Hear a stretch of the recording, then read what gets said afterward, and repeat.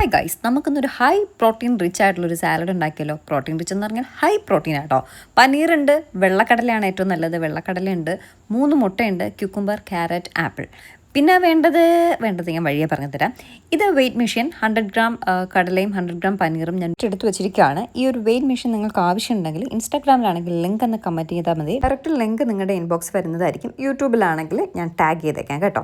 Okay, നമുക്ക് salad ഉണ്ടാക്കാം. Cucumber എടുത്ത് ഇങ്ങനെ പീലർ വെച്ച് ഇങ്ങനെ പീൽ ചെയ്തിടുക കേട്ടോ. അരിങ്ങൊന്നും ഇടണ്ട.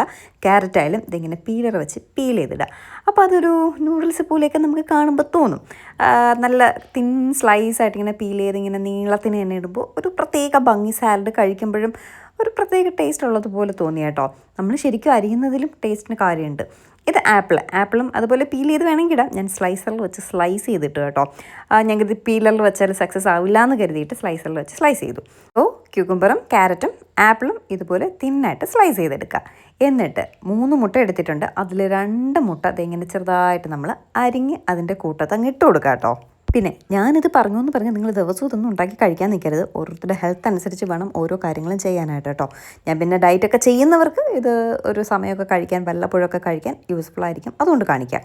അപ്പോൾ 3 മുട്ട പുഴുങ്ങി വെച്ചിട്ടുണ്ട്. അതിൽ 2 മുട്ട മാത്രം ഇങ്ങനെ അരിഞ്ഞിട്ടാൽ മതിയേ. പിന്നെ വെള്ളക്കടല പുഴുങ്ങിയത് 100 ഗ്രാം, അതുപോലെ പനീർ 100 ഗ്രാം. ഇത് രണ്ടും ഇതിലേക്ക് ചേർക്കുക. കുറച്ച് കടലയും കുറച്ച് പനീറും, ഒരു സ്പൂൺ പനീറും 1 സ്പൂൺ കടലയും വേവിച്ചത് മാറ്റി വയ്ക്കുക.